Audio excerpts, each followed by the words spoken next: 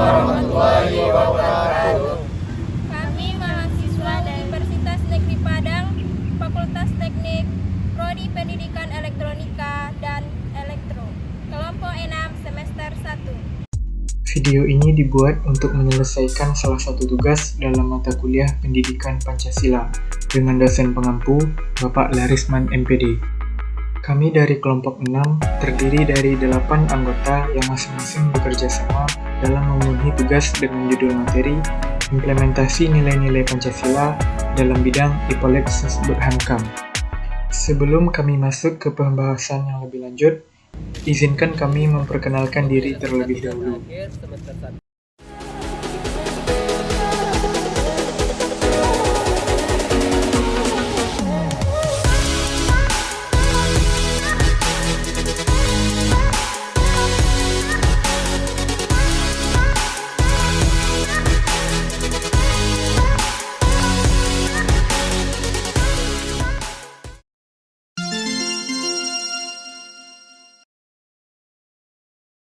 Assalamualaikum warahmatullahi wabarakatuh. Saya akan membacakan materi implementasi nilai-nilai Pancasila dalam bidang ekonomi. Sistem perekonomian di Indonesia harus dikembangkan dengan sistem ekonomi yang didasari oleh nilai Pancasila. Landasan penerapan sistem ekonomi yang berdasarkan nilai-nilai Pancasila ditegaskan dalam UUD Negara Republik Indonesia pada tahun 1945, pasal 33, yang menyatakan beberapa hal berikut. 1. Perekonomian disusun sebagai usaha bersama berdasar atas kekeluargaan. 2. Cabang-cabang produksi yang penting dibagi negara dan menguasai hajat hidup orang banyak dikuasai oleh negara. 3. Bumi dan air kekayaan alam yang terkandung di dalamnya dipergunakan untuk sebesar-besar kemakmuran rakyat. 4. Perekonomian nasional diselenggarakan berdasarkan atas demokrasi ekonomi dengan prinsip kebersamaan, efisiensi, keadilan, berkelanjutan, berwawasan lingkungan, kemandirian, serta menjaga keseimbangan, kemajuan, dan kesatuan ekonomi nasional. Baiklah, saya akan menjelaskan implementasi nilai-nilai Pancasila dalam bidang sosial budaya. Berhubungan dengan berkembangnya nilai sosial budaya di masyarakat, hal ini membuat kita harus sadar dan terus mengarahkan agar nilai sosial budaya yang ada tetap searah dengan Pancasila. Contoh nilai sosial yang sesuai dengan Pancasila seperti musyawarah, gotong royong. Dua nilai ini harus dipertahankan di tengah berkembangnya nilai sosial di masyarakat. Tidak hanya dipertahankan, nilai sosial ini juga harus diajarkan dan diwariskan kepada generasi muda agar tidak hilang. Selain itu, sosial budaya yang ada di setiap daerah juga harus diwariskan. Tidak hanya untuk melestarikan budaya, hal ini juga berguna untuk mencegah perkembangan budaya yang bertentangan dengan nilai-nilai Pancasila. Selanjutnya, kita juga harus menghargai budaya, ras, dan kepercayaan orang lain dan tidak membeda-bedakannya. Baiklah, saya akan membacakan materi nilai-nilai Pancasila dalam pertahanan dan keamanan. Nilai-nilai Pancasila dalam bidang pertahanan dan keamanan tertulis dalam Undang-Undang Dasar 1945. Namun ada beberapa pasal yang secara khusus menjelaskan tentang maksud dari perwujudan nilai-nilai Pancasila tersebut.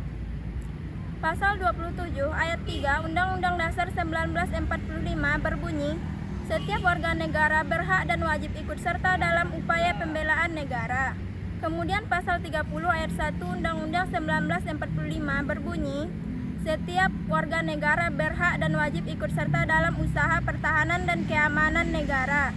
Dari isi kedua pasal di atas, kita mengetahui kalau nilai-nilai Pancasila diwujudkan dalam bidang pertahanan dan keamanan bisa diwujudkan dengan cara membela negara.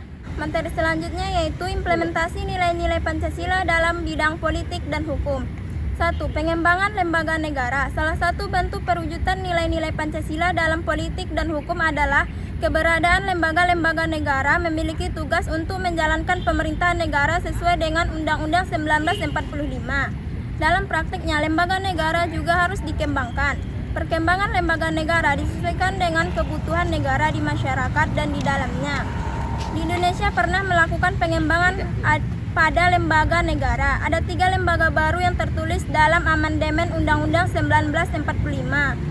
Ketiga lembaga baru itu adalah Dewan Perwakilan Daerah, Mahkamah Konstitusi, dan Komisi Yudisial. 2. Menjunjung tinggi HAM. Indonesia tentunya merupakan negara yang menjunjung tinggi HAM dan menghargai hak asasi manusia. Hal itu karena HAM berhubungan juga dengan nilai-nilai yang terkandung di dalam Pancasila sebagai dasar negara. Hak asasi manusia yang dijunjung tinggi meliputi penyeimbangan pelaksanaan hak dan kewajiban warga negaranya. Tentunya pelaksanaan hak asasi manusia ini juga harus sesuai dengan isi Pancasila. 3. Penerapan demokrasi. Sistem demokrasi yang dianut oleh Indonesia adalah demokrasi Pancasila. Artinya demokrasi ini bertumbuh dari nilai dan tradisi budaya bangsa. Sistem demokrasi ini Indonesia meliputi demokrasi yang mengutamakan musyawarah mufakat dan kekeluargaan. Demokrasi yang tidak berdasarkan dominasi mayoritas maupun tirani minoritas. Sistem yang mengutamakan kekeluargaan bukan sistem yang saling menjatuhkan atau mengutamakan kepentingan individu dan golongan.